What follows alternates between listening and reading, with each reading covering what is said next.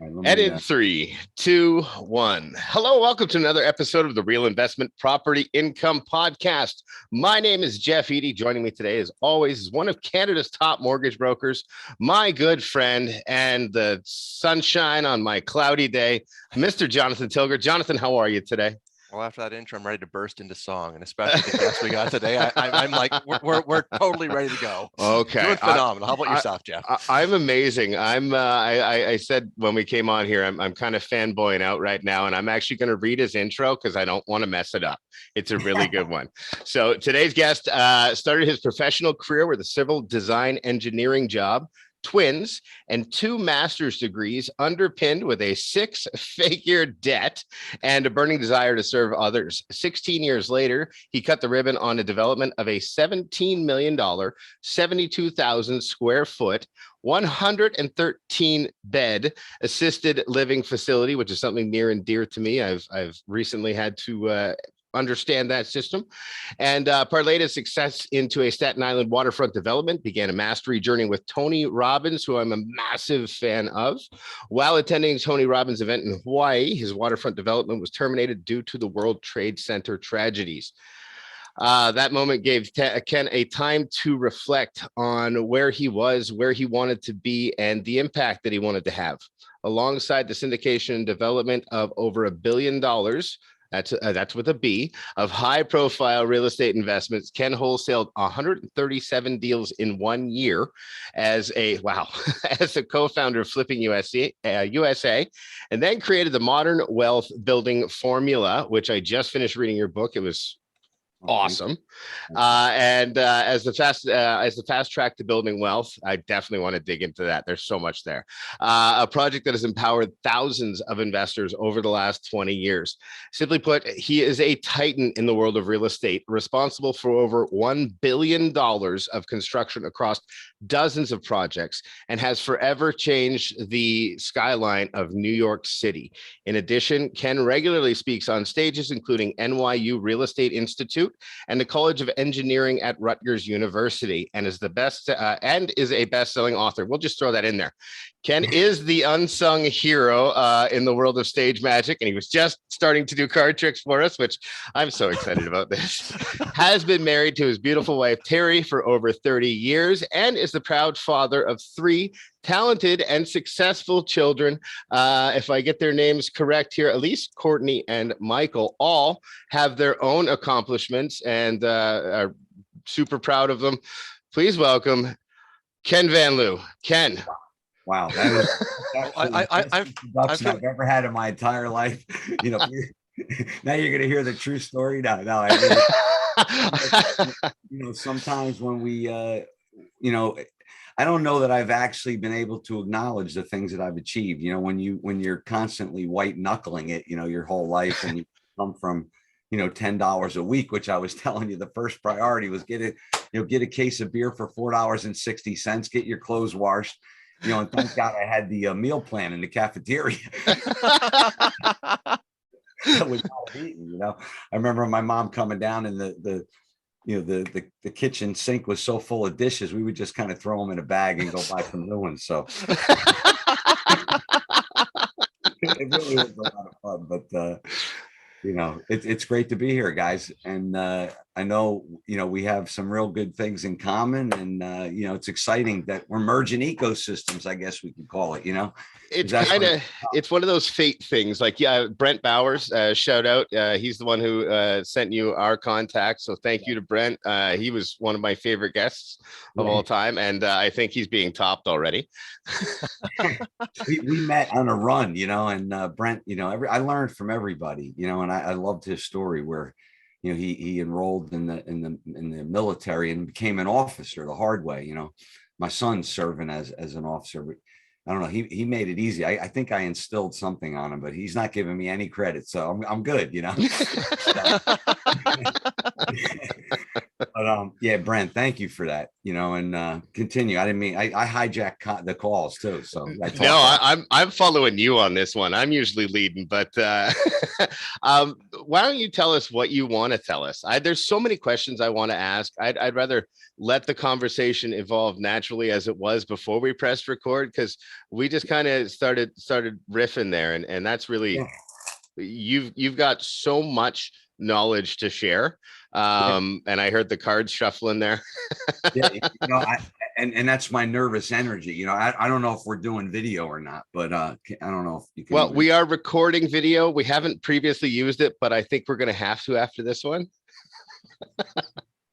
Yeah, there's no question. I'll have to break out. That was impressive.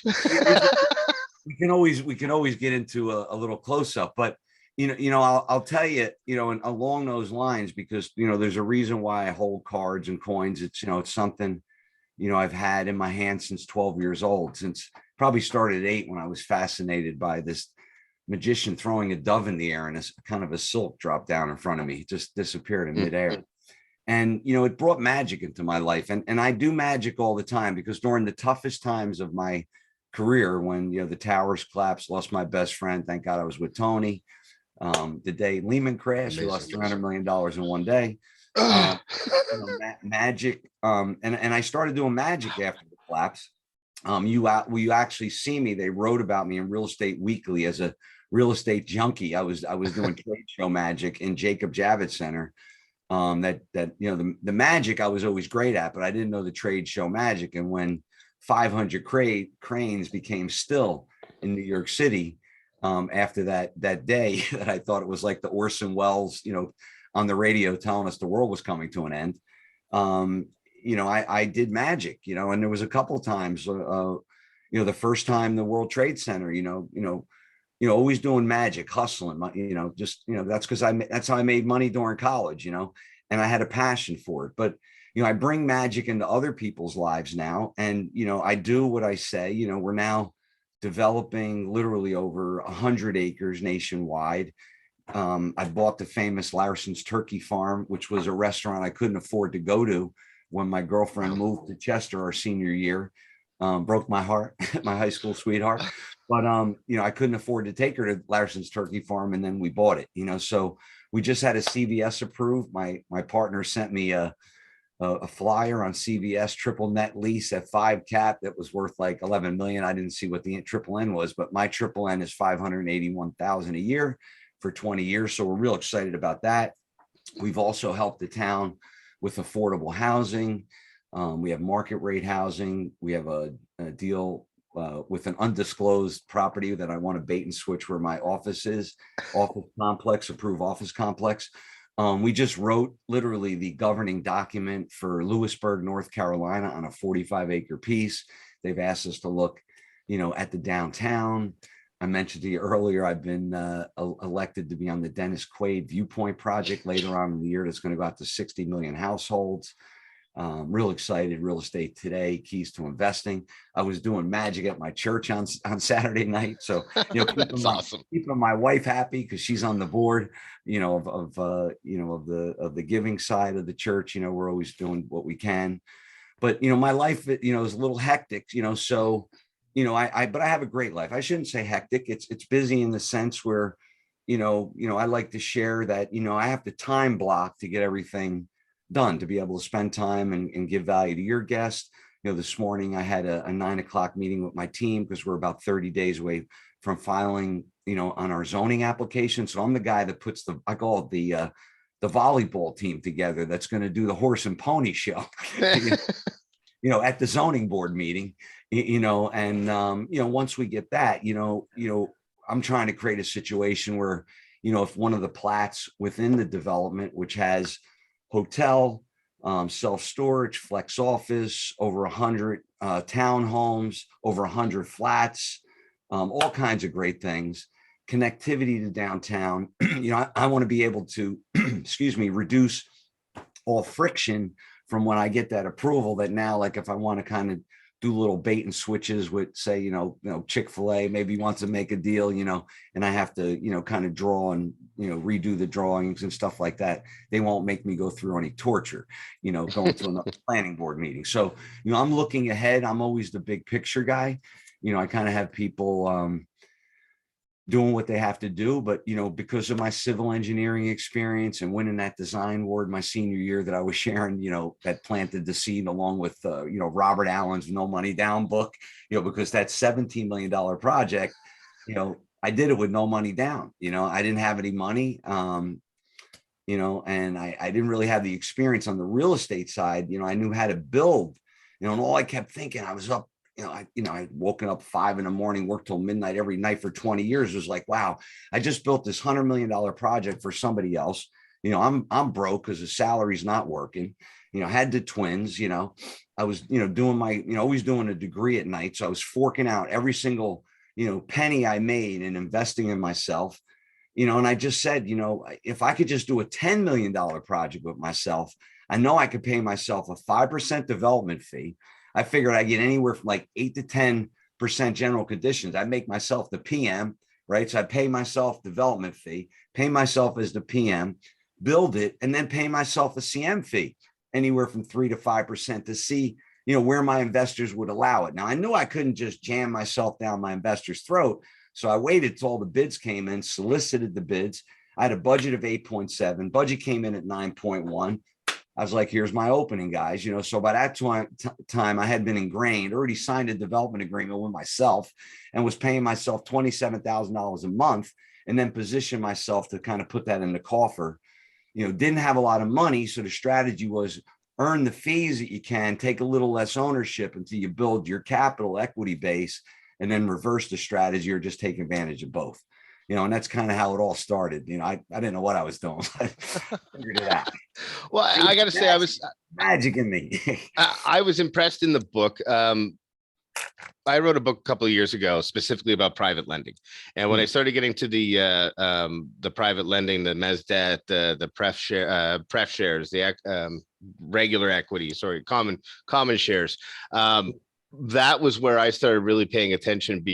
Not because because nobody talks about that stuff. One of our listeners, Cassidy, I'm giving you another shout out, Cassidy, just sent me an email asking, and one of the questions she asked was, what do you think is the most neglected area of understanding in real estate? And to me, I think it's the capital stack. I think there's a million strategies out there, but not enough people talk about the capital stack. Yeah. Do you want to talk about how you got to the understanding of how a capital stack works? Sure. And did you see the little picture I put in the book there? Yes, I did. It was great. That was the first time I understood it, was when I first saw it stacked like that. I was like, oh, that's how that works. Yeah. And to be quite honest with you, I always say I kind of learned from the top down, and, I was very confused, which enabled me to learn a lot of things. And, I was always frustrated, because I was taking on things bigger than myself. So, my breakthroughs were pretty big, and I didn't really understand I guess you can, and Jonathan will probably chime in on it, the mastery of the stack, because, here I just, the way I learned and was finally kind of figured out like how to, because I always did like paper napkin analysis. We learned it at NYU, what's going to be your total development cost, and the way, I was taught was like, okay, if the land's say 30 million, which was a common number in New York City, for a decent sized plat, and you knew that it was a 10 FAR, and just say it was 100 by 100, you knew that you could build like 100,000 square feet by the square footage times the FAR. And, with 100,000 square feet, you could then figure out how much it was going to cost. Back then we were probably, there was some curtain walls that would drive the price up as much as $550 a square foot. It was crazy in New York. That's why I went into the concrete business, because, originally the boys would kind of just weigh the drawings, they would just weigh the drawings, go, that's about 10 million. They wouldn't, schedule, and I eventually had a concrete company in New York. That's another whole conversation. I'll break my pattern. Let's stay on stack. Do you sleep? I thank God for this sleep ring and the book my son gave me last year. I am sleeping about 6 hours a night now. All right. It's a long time. When I wrote the book, I was down to 4. My body hurt. I've I always been bet. an hour a night. Last night I probably slept about 6 hours and 30 minutes, which is very unusual.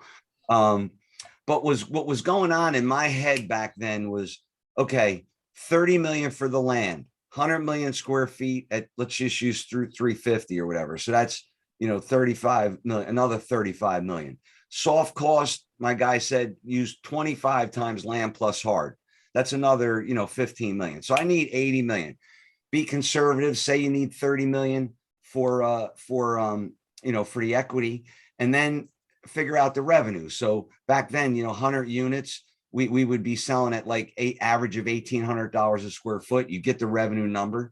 You would subtract, take out another chunk is for commissions and all that stuff, and you'd have this number, which was your net profit on a condo sale. And we'd have retail on the ground to kind of buffer, the conservative analysis. And then you would just take that and divide it by the equity. And normally that would be like 80 million profit divided by 30, you'd make like, or not quite that much, but you'd usually be around 1.5. So you would double your money, and that would enable you to syndicate something over, a three-year process. Now, back to the question, I would look at it like, okay, I just need my equity. Like, and I already got, that's covered, because you'd get in a limo and like take it to the uptown and you have the money locked up. It was like easy to raise money back then. It's you wrote the book, so it's not as easy. You got to take approaches are a key thing, because failure doesn't exist. Change your approach. Yep. But when I finally learned about the different, the preferred and the common equity, and realized that, hey, there's people that are foaming from the mouth to get some money out of the bank because they're only getting like less than a point. And, you give them 6%. They're like, what? Meanwhile, you got other guys that like want to take your firstborn, to venture capitalists. And they're like, and you're like, really, but, like I realized, when I did Flipping USA, like, conversations between 12 and 14, or, we eventually got it down, because people that were doing ones and, whatever, if you needed 4 to talk to them, they were doing, 12 and 2, we got it down to like 9 and 2, and then we created plans where they wouldn't make you pay the interest during the construction period, which was a grand slam. So we became very creative. I kind of used some of my stack theory that I learned with skyscrapers, and how I realized, back to the point I was trying to make, you have people with all different risk tolerances. Then I'd have, hedge fund guys who are like, if the thing, makes the bed, I want to walk out with 10%. That was a different conversation, So, I'm preaching to the choir, I think, in the sense, with the stack, but, it's not as complicated as people may think, and that's why I drew the little picture. It's just a stack of different kind of monies, with people with different risk tolerance, and it shows you the way you bring in the money and the way you pay out the money. It's really that simple. I think you and I learned the same way, because I remember the first time I saw a capital stack on a development project, I was like, oh, well, that just makes sense. And it was that exact same type of bar graph. It was like, oh, okay. As soon as I saw it, I was like, yeah, I know that. So there's so many. Go ahead, Jonathan. There's so much I want. I want to take a step back, because same thing. You're saying so many things, and you're saying so much, and you're clearly like a complete wealth of information.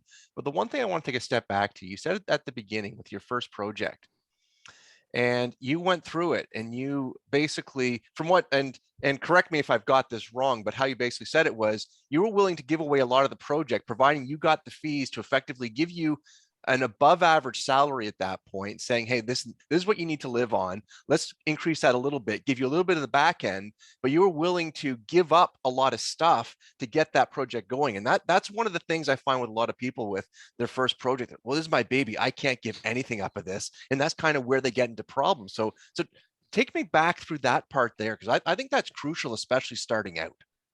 Yeah, and the one thing, and it may just be because my approach was a little different, even the way I found the project. Today people find so many projects through data, and, our fund that's coming out is going to have artificial intelligence, machine learning, proprietary software, all that kind of stuff. But back then, I would call architects and engineers, and because I knew that they were the ones that started doing the drawing.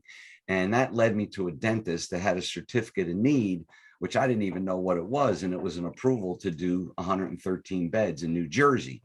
And, at that point, only knowing that I didn't want to work for anybody anymore. And the way that it started was, I had this big high paying job. I was making about $170,000 a year. And, my mother-in-law, who I didn't talk to her much, but, she had a country club, I guess in the organization she was, that was having this outing, and I got invited to the outing. And I felt guilty because I couldn't afford to join a country club. We just had the twins. And my wife's like, you need a break. You're working, 5 to midnight, going to school at night. Just check out for the day and go play golf. And I go play golf, and literally I'm daydreaming, fourth hole, like, wow, can I ever join a country club? This would be pretty cool. When I get done, they have this executive special, and I go home and I'm like, Terry, I need, you got to lend me $5,000. I'm joining a country club.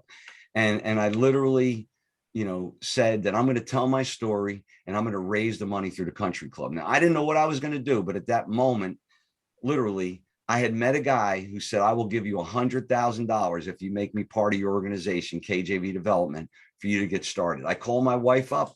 I told her I was going to live off $5,000 a year off my taxation filtration system. She told me, go sleep in the shed.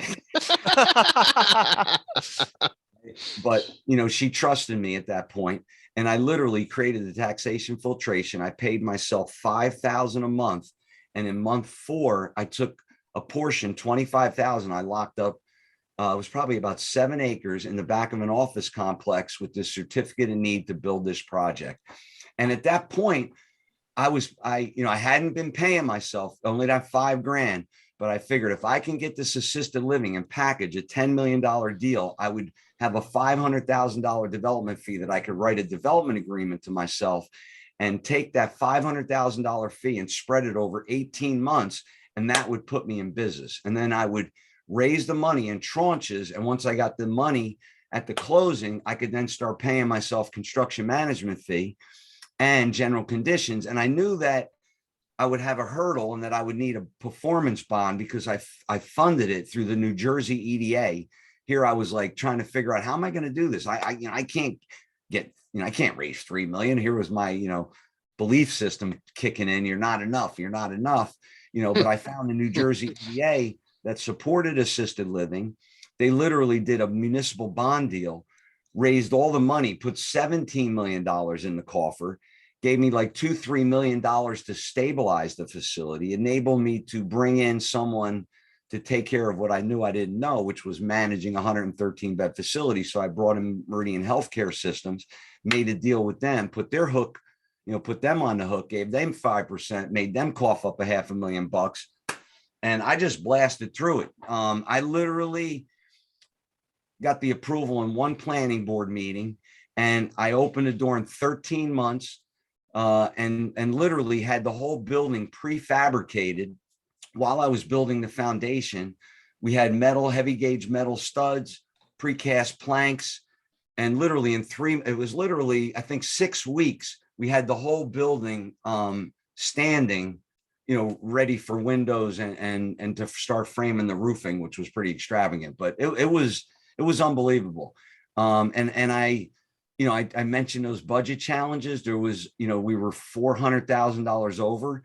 I created a relationship with Masco Corporation, which I think eventually sold off this division, where I went, and they own like all the auto industry companies in Detroit, but they had a building supply chain, and they owned 400 building supply companies. They had owned back then Delta Faucet, Baldwin Hardware, all these companies. And I literally went there like a one-stop shop and bought everything for my assisted living, like the shower stalls, prefabricated shower stalls, carpet, grandbaby piano, furniture, all my FF&E, and just literally drove the cost down to 8.6 and like never looked back, guys. I mean, that was it, and like I told you, I started with $10 a week, but I had this drive.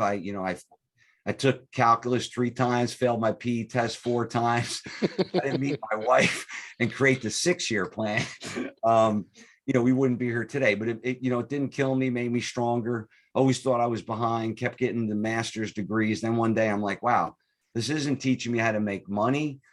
And then, I just had to, bring the magic into play there. So, figured it out. So you Long talked answer. about sorry, what was that? That was a long answer, Jonathan.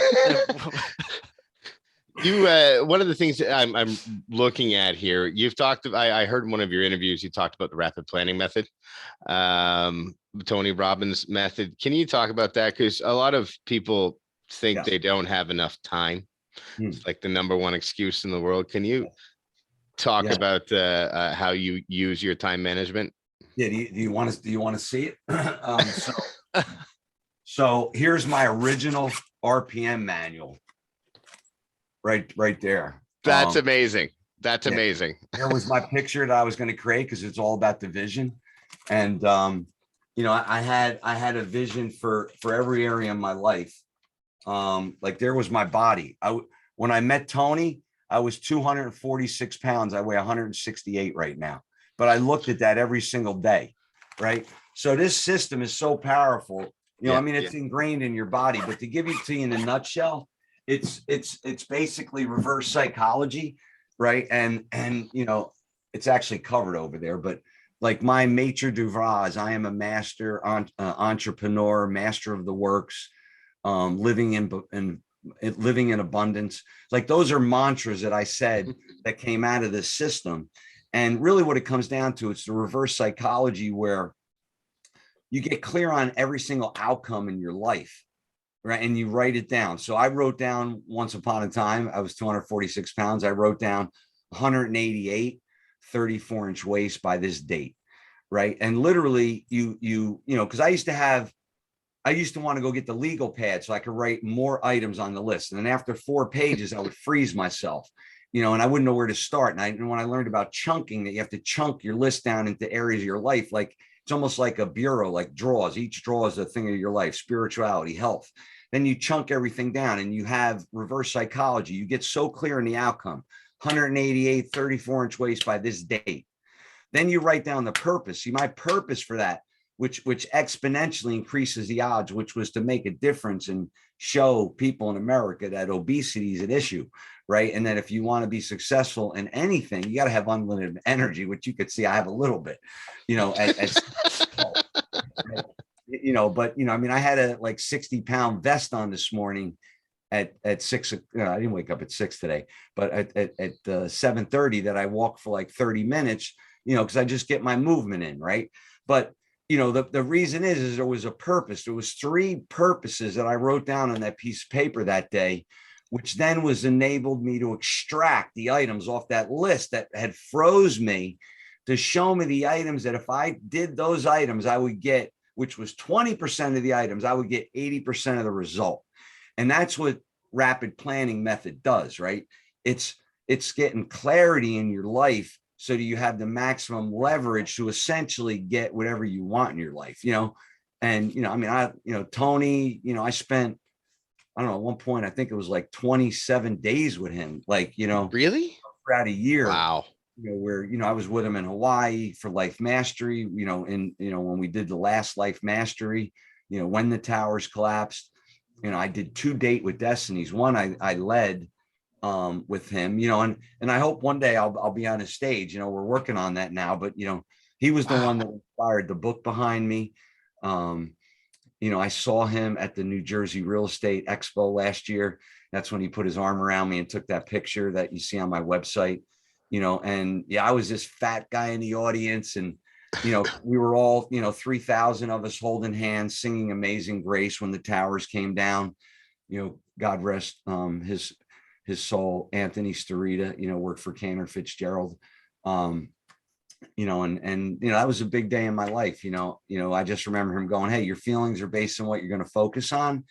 When I came back to the US, I didn't watch anything related to the collapse for 10 years when I finally watched the anniversary. And there was one late night evening when I actually had finished the advanced course with Landmark Worldwide, on 33rd Street, where we all took, it was about midnight, 12:30. Taking it.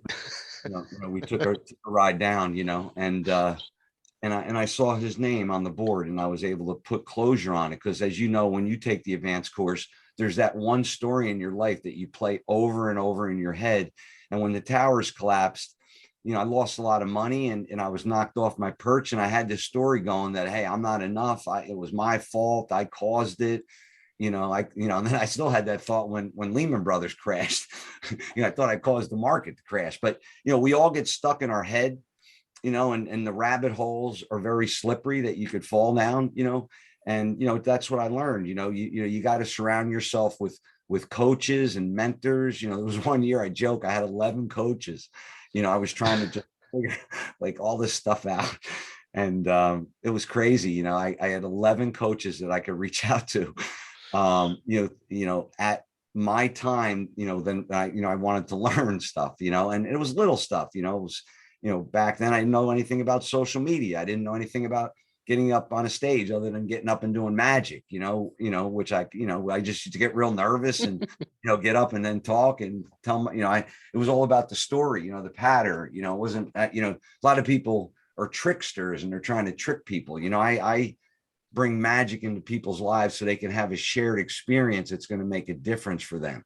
The girl that I pulled 15 coins out of her hair and her ear and her arm and made her came out of her armpit, who was laughing, where are you pulling all those coins out? She was, having so much fun, and I got her attention from the audience by tapping the magic wand, and she followed me on stage, and it was, the audience was laughing and having fun. And and that's what it's all about, bringing magic into people's lives. It's been a tough 2 years, and I was knocked off my perch. I was building a $35 million penthouse on 65 at 65th and Madison. I had the whole roof of this massive $1 billion penthouse covered. And the governor was trying to shut us down. I had to get essential services permit. We finally got through it. I had Marines at the base, taking temperatures, but people were afraid to go to work. I succeeded in keeping the job open and no one would show up. And the owner's screaming at me. He don't give a shit. He's a billionaire. He just wants his damn penthouse done. And he was a friend of mine. And I love the guy to death. And I was with him for years. I renovated the Lehman Mansion. But I had to pivot my business because I had a big advisory services business, and I just decided, what? Let me just pack the pipeline with development. I'll do my own advisory services for myself.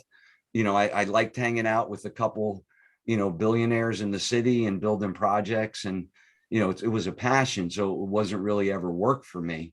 I just like building buildings, and the stuff we did, Millionaires Listing at 1055 Park Avenue, the penthouse, that we did was absolutely extravagant, looking over at Central Park, where we created, I negotiated because the penthouse was defective in certain areas, the curtain wall.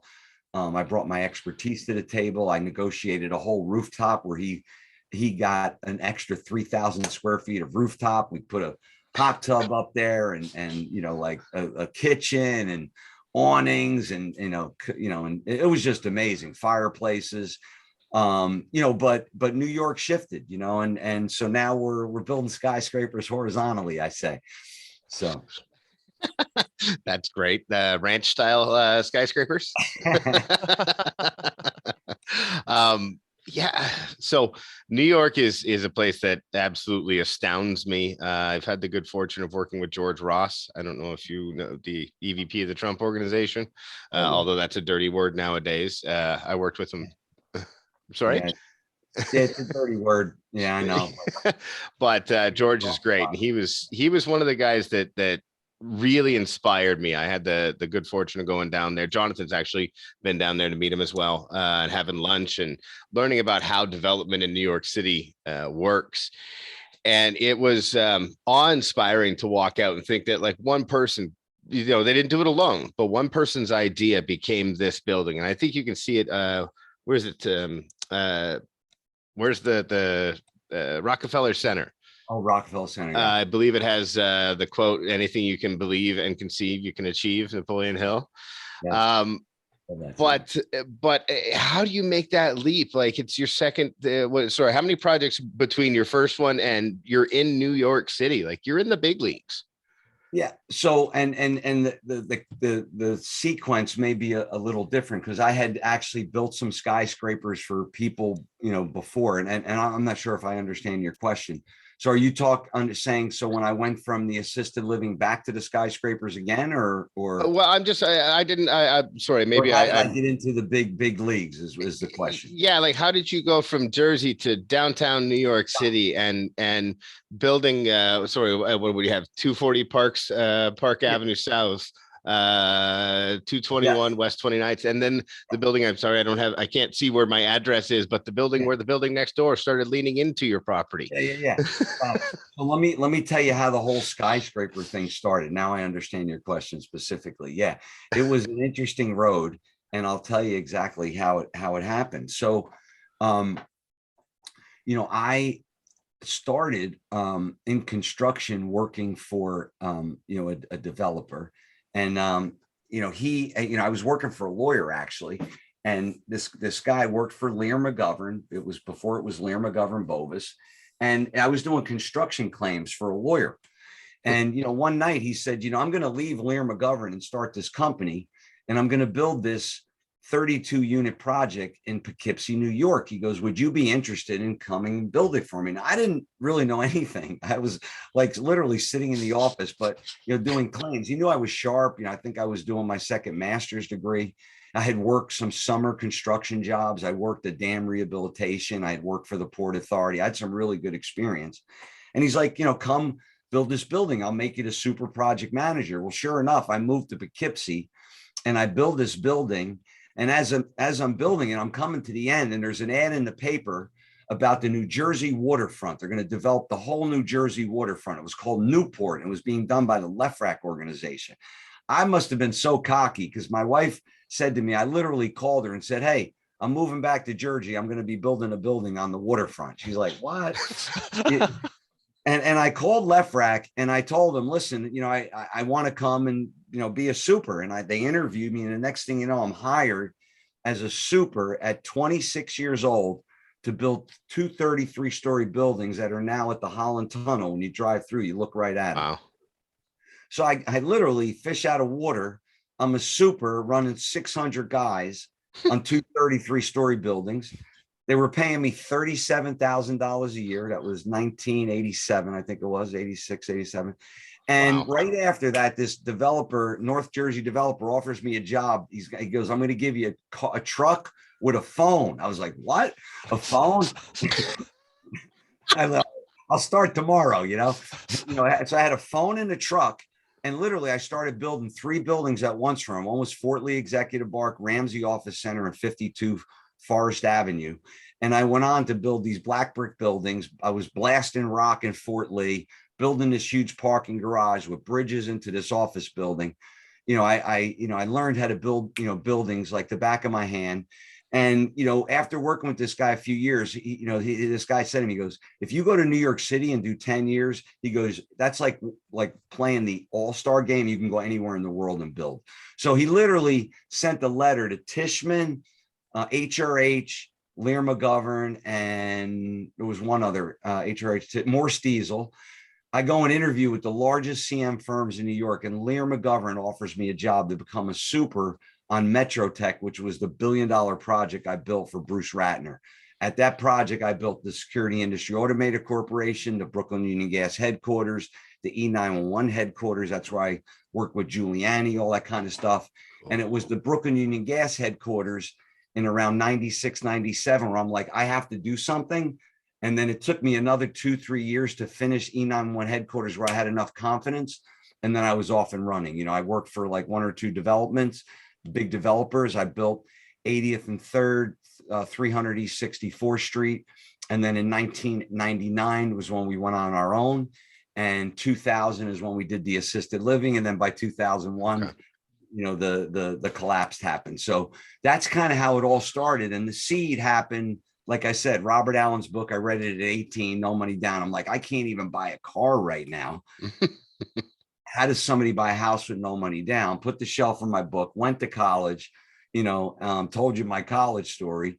And then, fast forward, one day I'm like, well, maybe I could build something with no money down because I have no money. you know, and then that came into play with all the other stuff, you know, planting the seed with the development and winning, you know, that subdivision award my senior year, where in 1985 I produced it was called VersaCAD. AutoCAD didn't even exist. My friend's father was an architect engineer. They had just bought this program, and I went there every weekend, and we would study VersaCAD, and we ended up being able to do like 13 or 14 drawings of the whole subdivision and our profiles of sanitary sewer. We dropped that thing on the desk, and you know, we won the award automatically. These guys were still drafting with pencils. Crazy. It was crazy. It was It like, must have been such an exciting time. drop the mic. On the leading edge of technology at that point with design. Yeah, and in 1996, I wrote a paper called Plan Room 2000. After the project I was on, Brooklyn Union Gas headquarters, we spent $175,000 in reproduction costs. When I tell you, when you'd bid the drawing, you take the whole loading dock. It was like crazy when you bid a job. It was like, you know, 300 rolls of drawings. You know, it's great, and the rolls that are this fat. Wow. Crazy.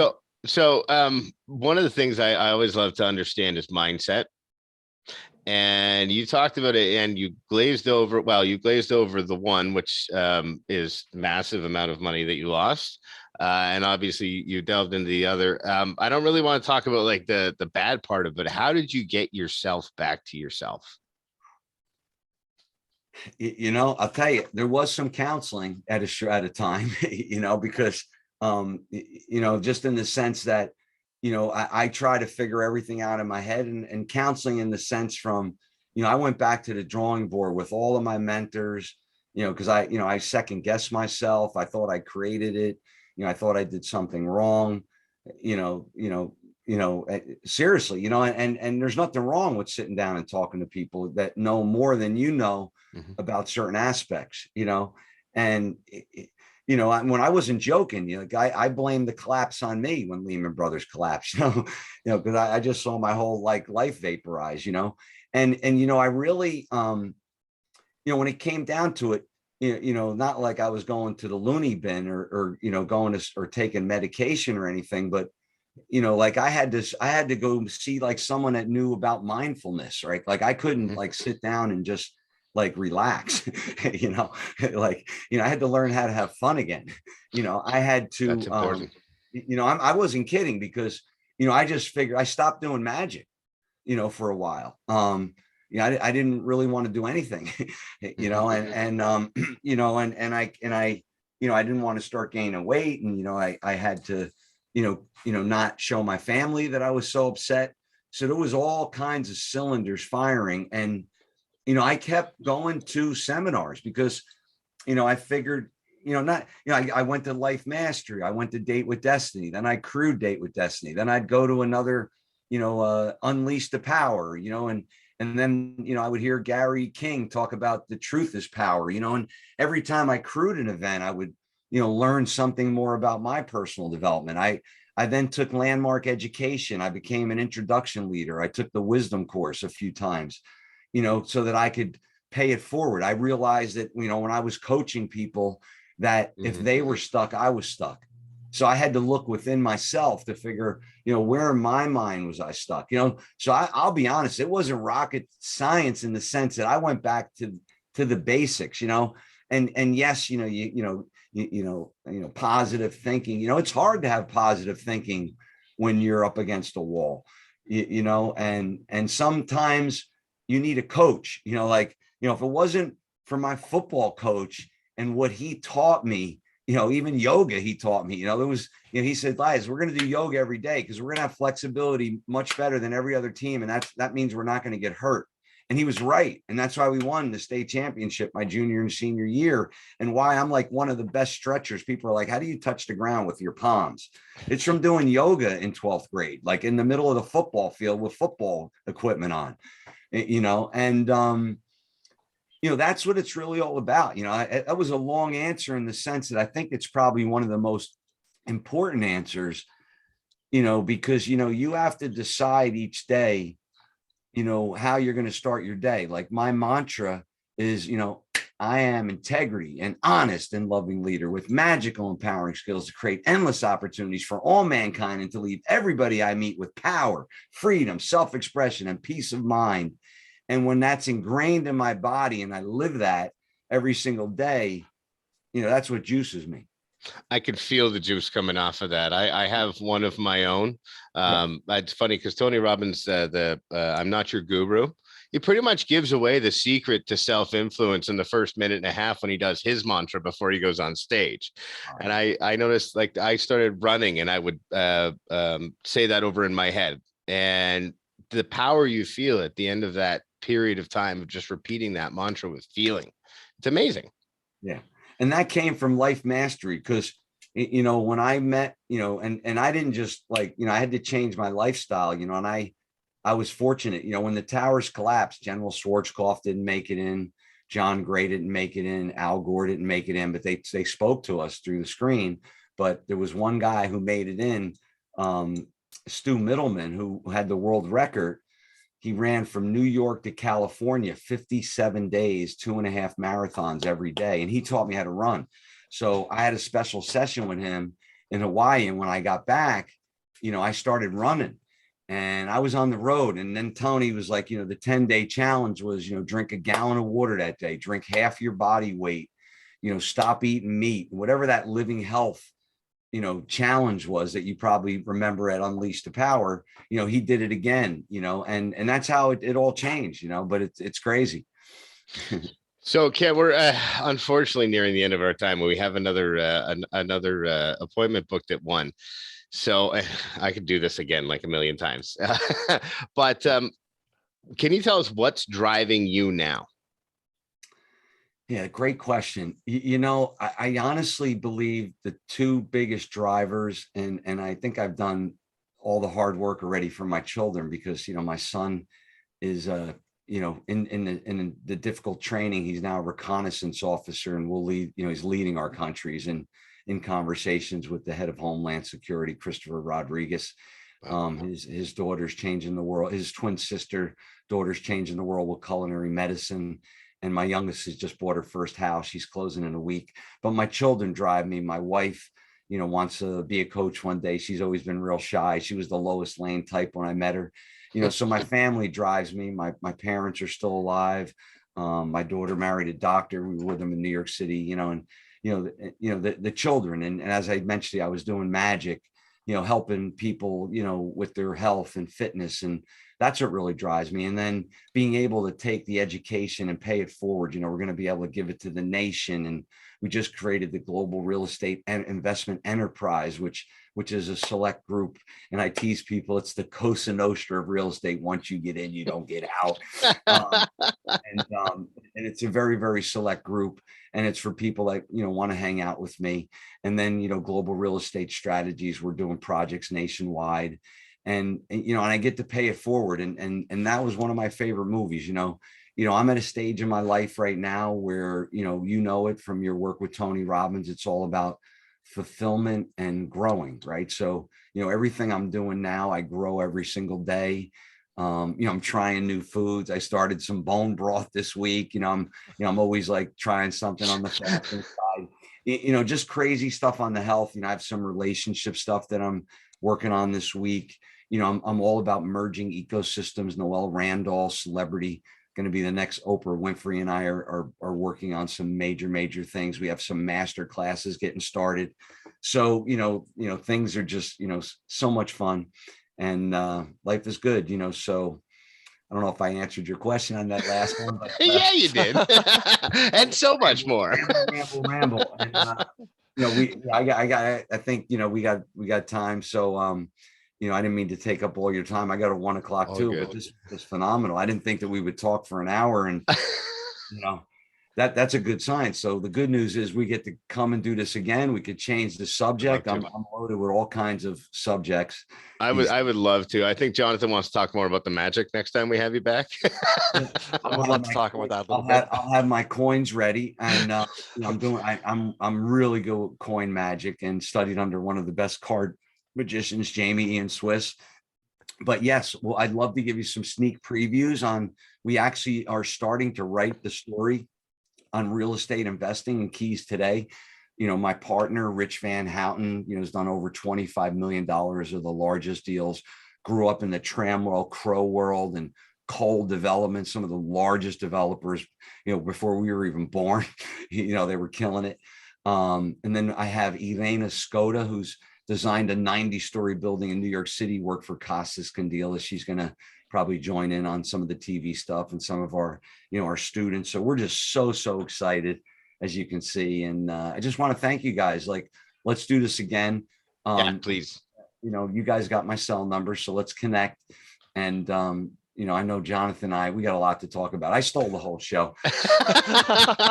and Jonathan was you were incredibly entertaining and learned so much listening to you. So don't ever apologize for doing that. I mean, I could just listen to you go for another couple hours. I love that I'm energized by this. Ken, how do people find you?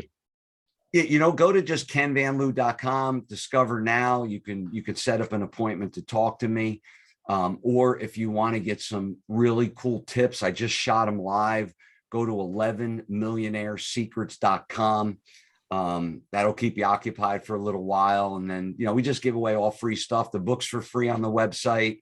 I'm easy to get in touch with, and feel free to give my information out. I absolutely will. Ken, thank you so much for your time. Appreciate it. Jonathan, thank you for your time as always. Thank you for listening. If you have any questions, you want to reach out to Ken, he just gave you that, kenvanliew.com. If you want to get a hold of Jonathan and I, you can certainly shoot us an email at ipincome@mortgageplan.com. Thank you so much for listening, Ken. Thank you so much for being here. Appreciate your time. We'll see you soon.